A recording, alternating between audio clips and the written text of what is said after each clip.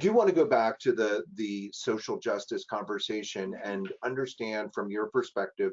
I'm in California. You guys are in different parts of the country. You're, have see a lot more rural, more urban, and also rural. So, would love just to hear your perspective on what foundations are saying in terms of, or community foundations are saying in terms of social justice, and somewhat of a day of reckoning for all of us to say, okay, let's recognize that there are racial inequities, and let's acknowledge that, and how our foundations,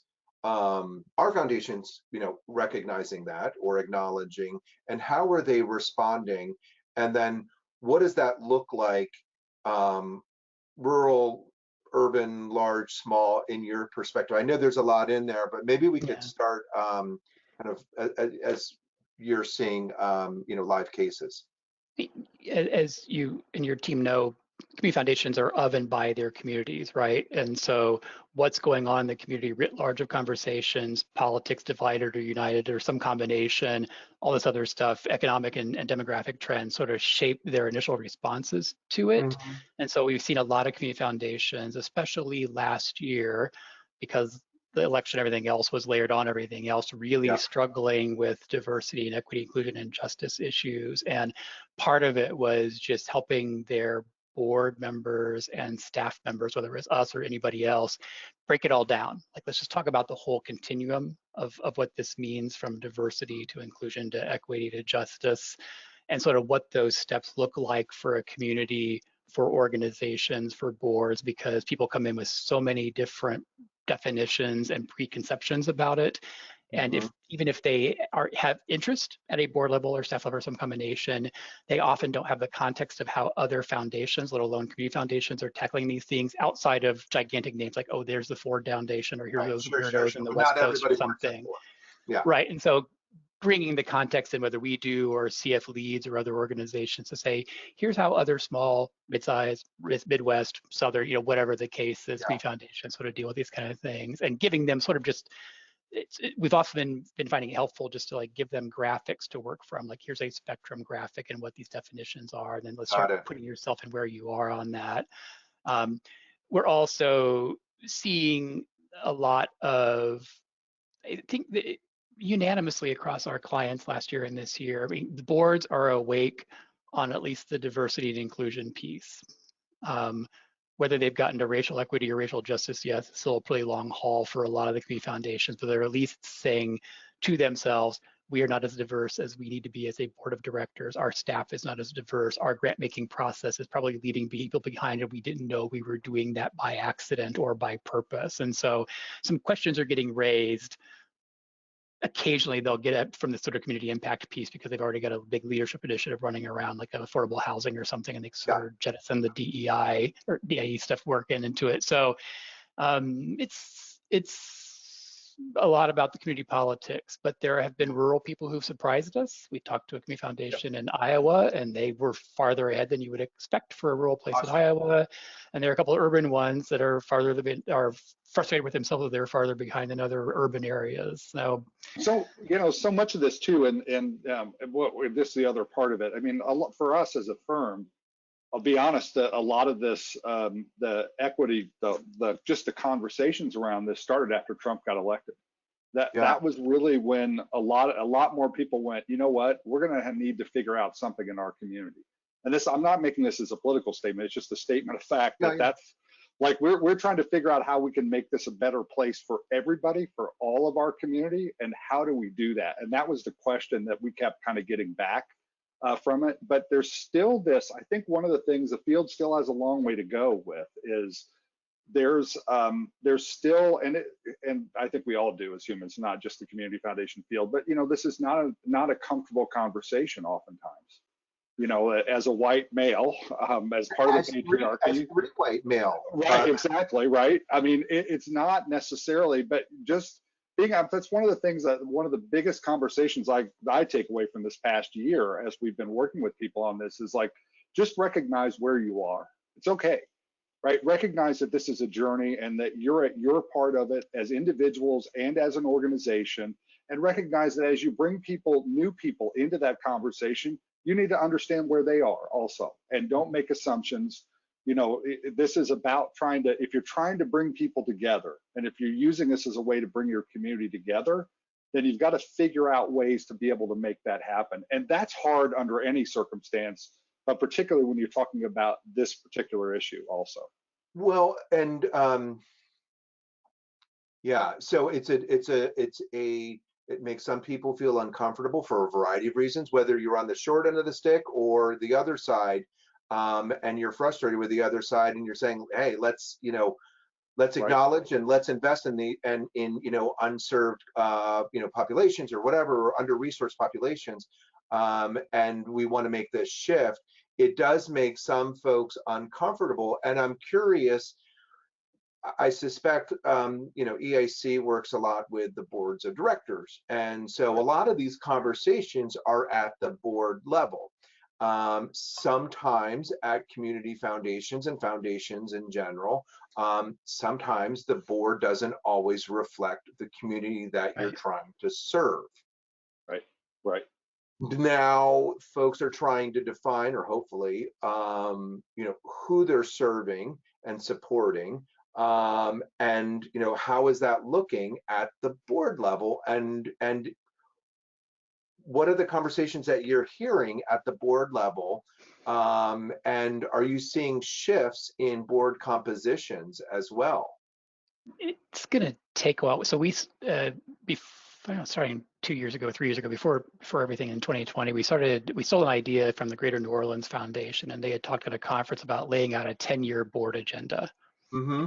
We're going to map the demographics of our community in 10 years, and how do we build a pipeline of leadership that looks like those demographics? And so we've been talking with boards a lot about that, like what's the demographic trends in your community, race, ethnicity, age, immigrants or not, from another country or from another county, all of it. And then how do you start leaning into that and building that into your pipeline of putting people on committees, all the rest of it. And so that became the fundamental piece of then conversations last year and now about then let's really think about diversity and equity and inclusion in that pipeline. And are you as welcoming as you need to be when you're onboarding people and all the rest of it? And so we're telling them this is not going to be an instant turnaround. What you have to commit to is in the planning process, you want to work on this, and you've named that as part of your strategic plan, public or internal or some combination. B, you're not stopping at just the diversity piece. You're thinking about all the rest of it and how it goes through the rest of the organization. And so if we get boards through those two decision points, that can be often a big deal for them. And then the organizations that are farther along then get down to okay, we really need to think about diversity, equity, inclusion in our grant making and our investments and our work with donors and all the rest of the sort of more functional pieces of it. And even those organizations that are far down the road, there was actually a pretty large foundation we worked with a few years back that was very committed to this and had been doing great work in the community in a variety of different areas. But they looked at their donor base and said, we don't have the diversity of our donors. Our donors don't look like the rest of the community, right? So when you're starting to go down this road, how do you figure out that? How do you start to reach out maybe in different ways into the community that you haven't, to try to appeal to some different demographics there? And part of it's who you have on your board and who's telling that story, right? As we all know, but that's a part of that process, is trying to figure that out. And the one thing that's been interesting, and whether it's spoken or unspoken during these conversations, there's often that concern about, well, what are our donors going to think? Well, I was just about to head there, Steve. and that always that concern about what are the donors going to think. And I have a very strong opinion on this. I suspect you might as well. But I'm very curious to hear your thoughts on this. Well, I think one of the things is that's part of what I always say is, look, so many community foundations talk about their role as a neutral convener, neutral, whatever you want to call it. Like, we're agnostic about everything, and I always say you're not. Even if you believe you are, you're not. You're making choices all the time about the grants you make. You're making choices about who you're kind of, if you will, betting on horses, which organization we're going to fund, who's going to make the most impact for us and make those things happen. So you may think that you are, but you're not. And so you may have donors that, I will never forget this, Tony. We were working with one of our clients actually in the Midwest, There was their CEO had gotten a call. They were really working on kind of the downstream focus of hunger and you know, trying to make sure that they were getting the root causes of this. And he got a call from one of their major donors who said, "I'm really upset with what you're doing. I'm not going to stop funding food banks. I really think it's terrible that you're not funding food banks at the level that you were." And he had to explain to him, look, we're trying to create, you know, to lessen the need for the food bank. That's what we're trying to work on.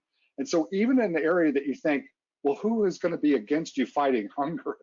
Right. It may not be my way of going about it, right? So there's always that thing like, okay, that's not, I think honestly, the more that you're able to kind of identify and say, these are the things we stand for as an organization, this is the direction we're trying to go, I think the better your chances are with donors. Donors are certainly, they're going to make their decision about you one way or the other anyway.